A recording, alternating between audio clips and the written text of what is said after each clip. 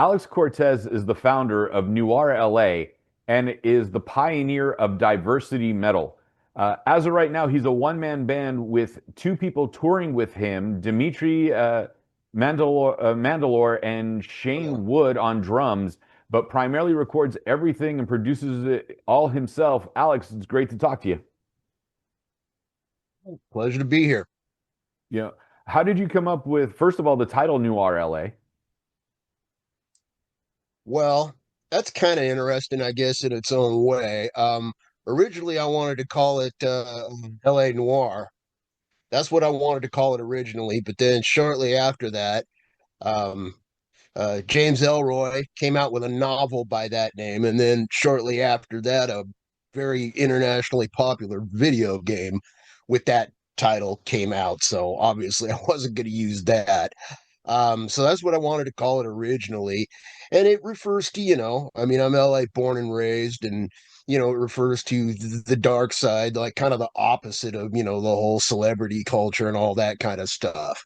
Because, people think of LA, they think of, Beverly Hills and celebrities and stuff. And they also forget that LA produces more serial killers than any other major metropolitan area in the States.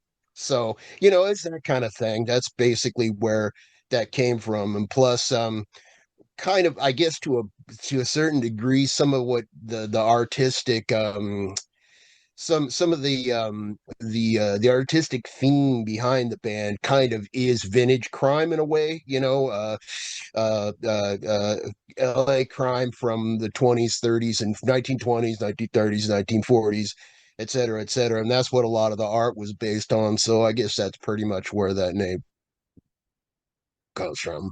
I dig it. And then take us through diversity metal. How did you come up with this one as well?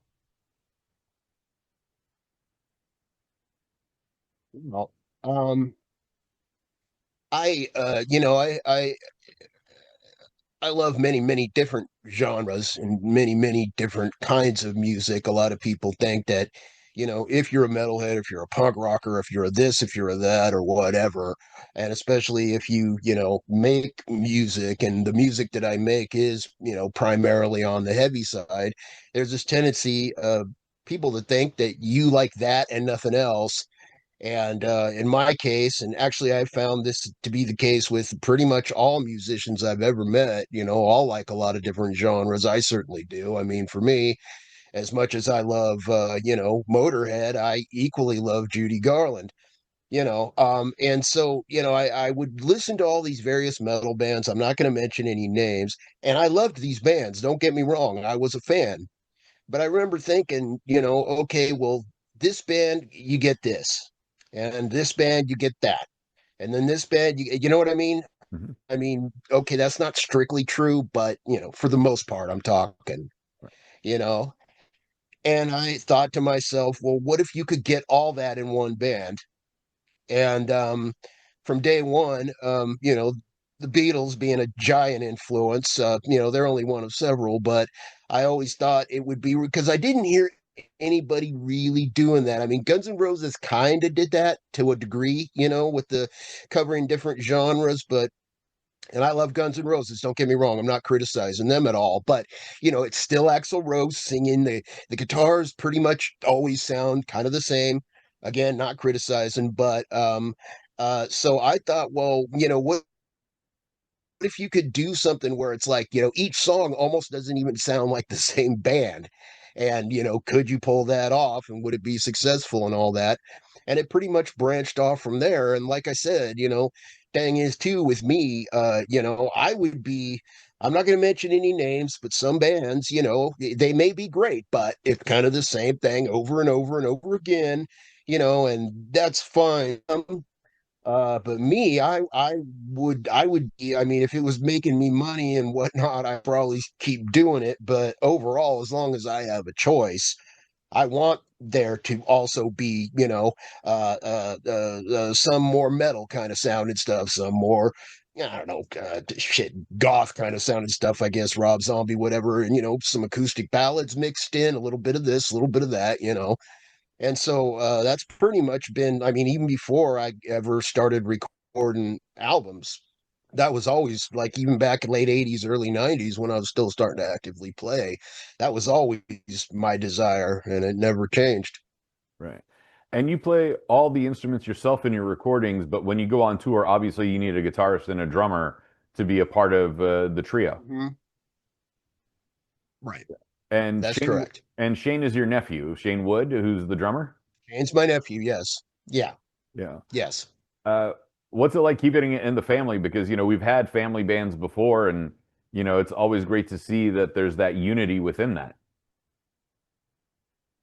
Well, it depends, because sometimes family members being within the same band can be extremely difficult, like, Oasis and the Black Crows, that kind of situation. But that's a little bit different. They're brothers. So, that's a lot more, kind of, of course, with siblings of any kind, they say, and I believe it, based on my experiences with my own sister, the closer you are in age, the more you're going to fight.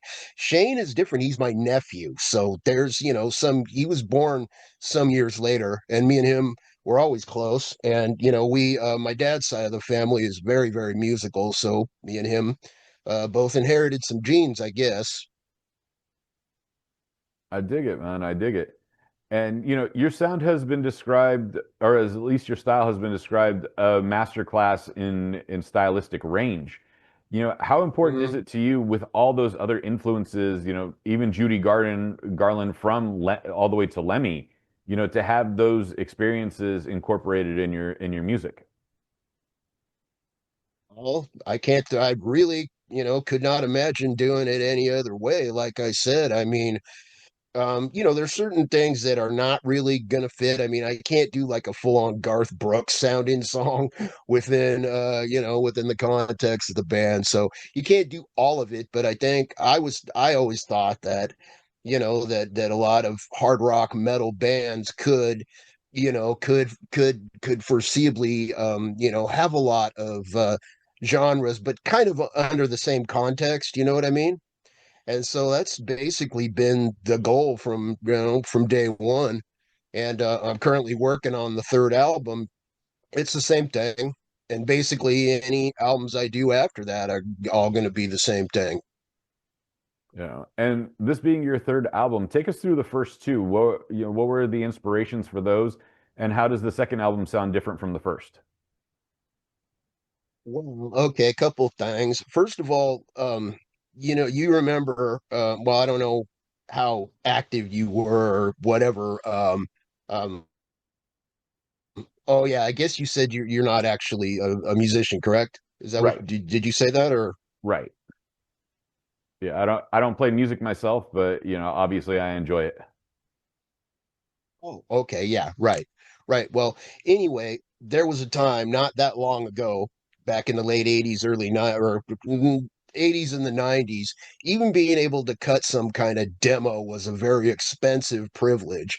So I had never really done too much except, done these cheap, cheesy little demos on like a 4 track, and you might not know what all that means, but anyway. Um, so what happened was through a friend of a friend. I met somebody and he was not only a musician himself, but he was a massive computer geek. And I wasn't even using, this is 2001. I wasn't even using computers at that time. I didn't even own one at that time. I wasn't, doing the internet or none of that. And anyway, me and him got to talking and he told me that he had this software that he had gotten it off a news group, so he'd gotten it free, and this software was for recording music, and I had no idea this even existed, but he showed it to me and he showed me how it worked, and I mean, I about passed out. I about fainted when I saw this. I couldn't believe it. And anyway, so I asked him, well, do you think maybe, I could cut a demo, you know, a little 3, 4 song demo? And it was his idea. Well, why don't we do a whole album? And he didn't have to ask me twice, didn't have to twist my arm up behind my back. Right. And so we went from there. And this was like a I don't know, to say it was a dream come true is an understatement. It was un I couldn't believe this was actually really happening. But anyway, that album was it was really hard for me to pick what tunes I was going to do because I had a bunch, Mhm. so I had to decide what ones I was going to do, and we did it, and that was Twilight Aftermath, which, by the way, I had that title long before they came out with that cheesy series of vampire movies aimed at teenage girls. So no, it's not related to that at all. But anyway, and that is like what we were talking about, a lot of diversity, a lot of this, a lot of that. There's even an acoustic ballad on it, which, Right. I guess is supposed to be kind of a no-no within metal. And anyway, so then there was that, and then some years later, Joe again said that he was willing to record, and so we did the second album. The second album, I wanted it to be like not dramatically different, but different from the first one in terms of the second album. There's no fluff in between songs, which I did on the first album. That was kind of another Beatles influence, but that's almost more for comic relief than anything else. But there's none of that, and there's actually no extraneous like noises or any of that stuff on the second album. So it's similar, but and naturally, of course, it was a progression on from the first time we had done it. So it was better quality, better sound quality. Right. And then the new album is basically the same thing over and over again, but again, it's very diverse, a lot of different forms of metal, forms of hard rock, whatever, except this time I don't have help from anybody. I'm having to do it all by myself, which is a lot more work, but well worth it. And as you continue to branch out, crossing genres and, influences, you have influence from horror music, you got influence from punk, AM radio days. Like when you decide to start working on something, is it just the inspiration that strikes, or is it something where you're like, hey, you know what? I kind of like, the Universal Frankenstein movies, so we're going to use that as a theme for something and then create a song that way. Well, there's not a one size fits all sort of deal with that. It can be a lot of different things. Sometimes I can even be I personally can be influenced by things that are not actually even musical. Um, like, for example, and I don't know if I should be saying this out loud because it might compromise what some people think about me. But anyway, one of my biggest influences as far as music is actually gore. And I was real into gore like back in the 90s.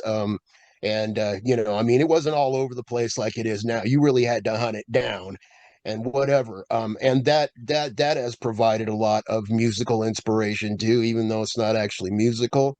As far as the tunes themselves, yeah, sometimes I will specifically say, okay, I want to write something, not the same, but maybe similar to this or similar to that. Because I mean, let's be frank, rock and roll's been around a long time. There's really not nothing anybody's going to do now that's going to be completely new. But there's that, and then as any songwriter will tell you, there are also the times when you're just strumming on the guitar on your couch or whatever, and all of a sudden it almost your hands almost without you even willing it to happen, your hands almost start making chord shapes and this kind of it's really weird. It's hard to explain. It's a strange it's kind of a strange process, but all of it. And I'm not what they call an educated musician. I can't read or write music at all, but I know the basics. I know how it functions, and for me that's enough. Yeah. And was there a particular moment, band or otherwise, where you're just like, when you first heard him, you're like, I got to get into this business. um well I think, I mean, I can't remember. I'm sure there was because maybe I was just too young, but you have to remember too, I was a kid in the 70s. And, we still had all the mod cons. We still had, electricity and showers and all that kind of good stuff. But, it was nowhere near what we have now. So, entertainment in general, the music industry, the movie industry, blah, blah, blah, was very, very limited in comparison. And I can't really remember that there ever was a time that I didn't like music, going all the way back to like early 70s when I was a kid. But I think what it was, I think about mid 80s was, mid 80s, I was really into, shall we call it, non hair band metal, Mhm. Exodus, DRI, Celtic Frost, bands like that. And I was going to see those kind of bands a lot.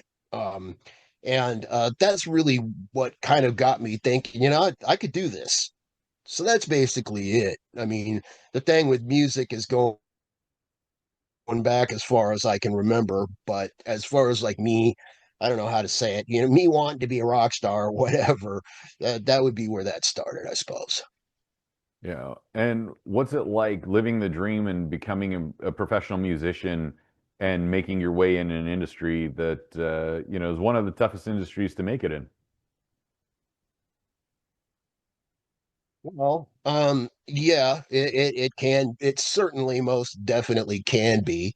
Um, and then some of the aspects of it that make it the most difficult are aspects you wouldn't expect, or you wouldn't, most people don't associate with it, like, yeah, say, for example, when you're talking to, I don't know, a member of the press, if you want to put it that way, you got to watch what you say and how you say it, because, you never know when, they're going to say that you said this or you said that, and all of a sudden, these people over here are pissed at you, and those people over there have a problem with you, and blah blah blah blah blah. But aside from that, it was several years in the making, I guess you could say. And but completely 900% well worth it. You know, and with me too, I don't have a lot of expectations. I'm extremely grateful for, let's just put it this way, okay? I'm grateful if I get the table scraps. Okay. And so that's basically it with me. So it's all good. It takes what it takes. I got you. And, as things continue to progress, your influences are there. I know in our previous conversation, you are a huge history buff. How did you get interested in history? Because it seems like one of those subjects that people want to avoid these days. I can't remember that there was ever a time that I wasn't interested in that kind of stuff. I mean, when I was a kid, I asked so many questions, I could even be annoying at times, simply because, really, I think, a lot of intelligence, as we call it, intelligence, a lot of intelligence comes simply from curiosity, because you wonder, why is this way, and why is this that way, and how did this come to be what it is now, and blah blah blah blah blah. And the idea of, I mean, I knew even in my own time that there were people who still lived tribal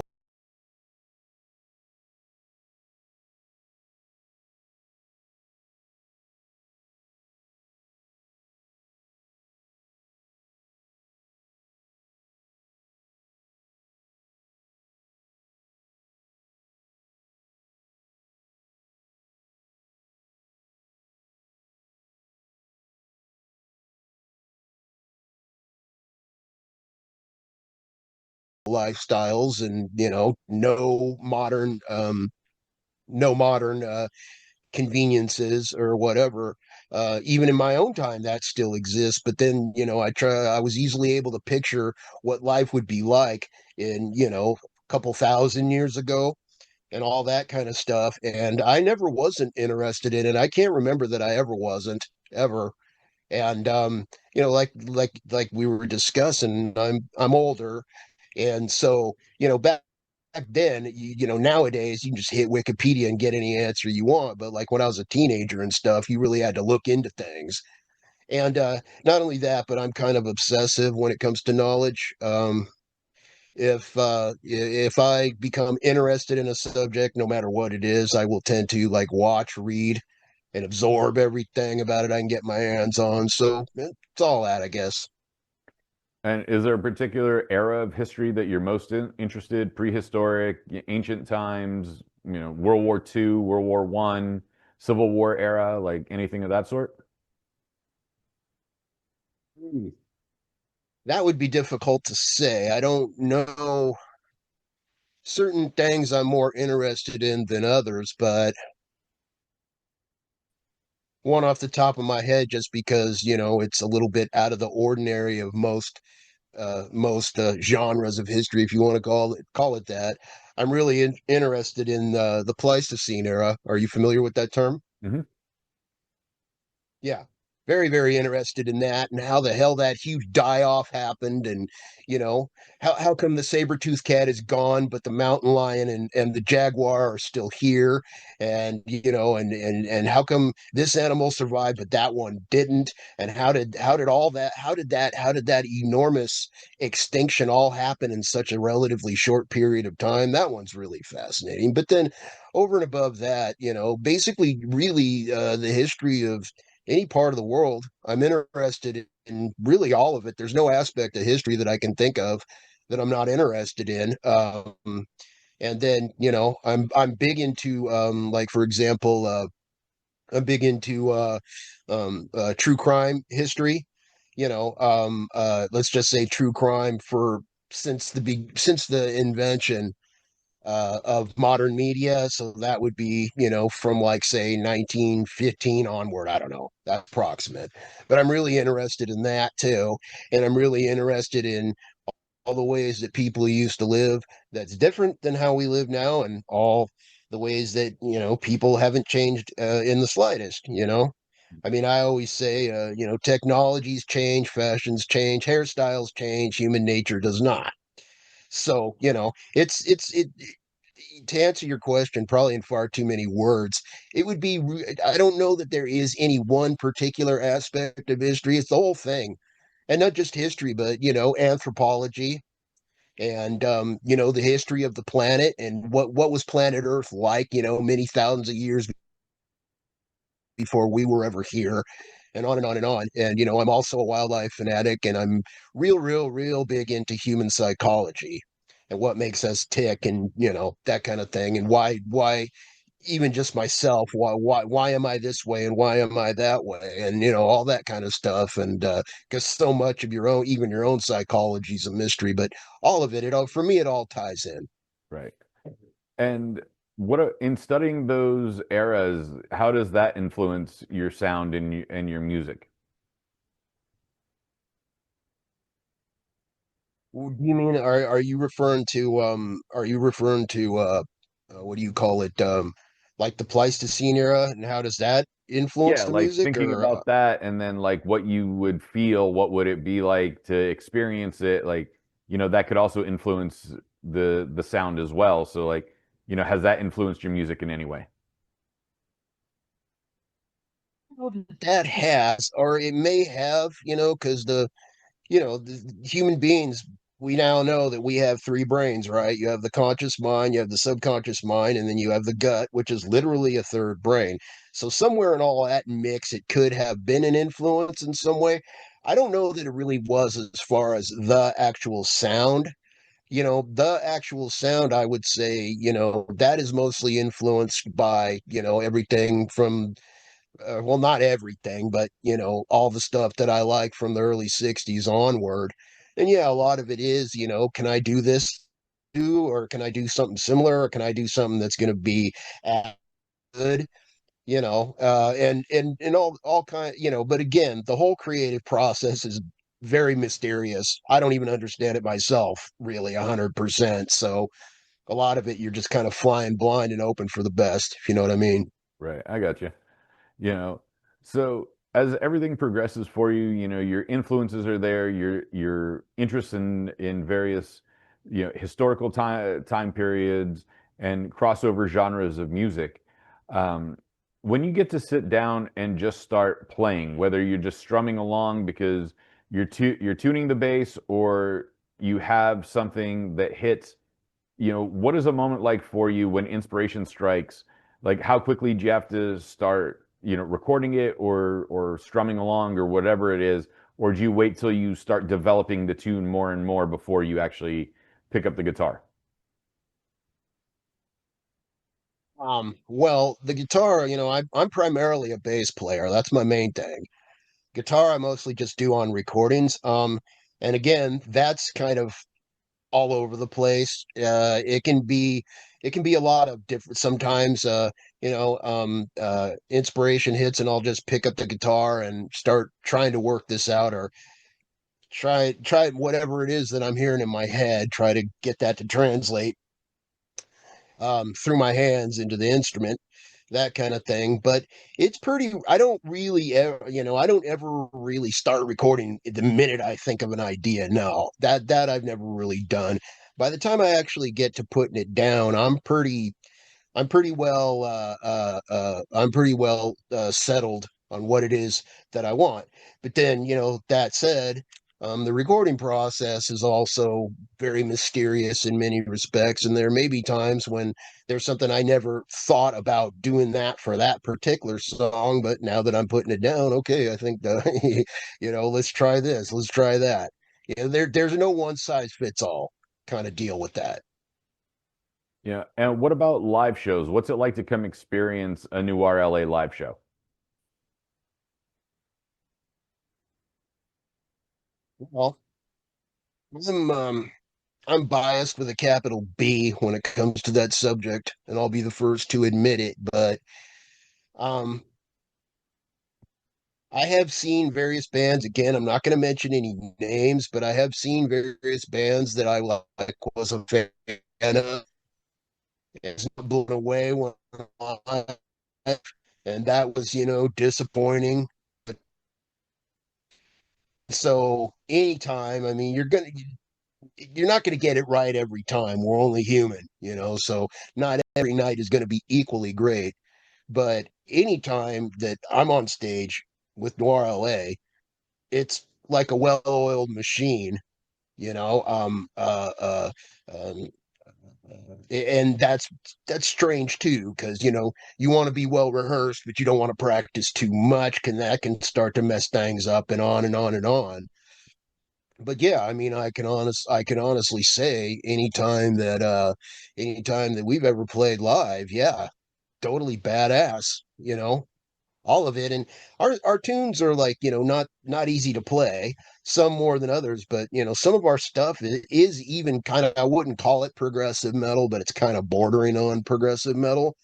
So it does take some time, it does take some rehearsal, but yeah, absolutely. I would never, ever want to go on stage. Other thing too is I have never been inebriated on stage either. I have never, I don't ever drink or do drugs, not even caffeine, before I go on stage. Never, because that I don't even want to risk that could add one more factor that could make it that could make it not as good, if you want to put it that way. So yeah, I mean, in both, and recording and playing live, for me, some people, like, dramatically prefer one over the other. I love both. For me, it's like heroin, both playing live and recorded.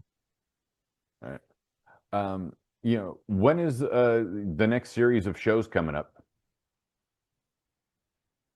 Or are you in the Nothing works for planned that? right now.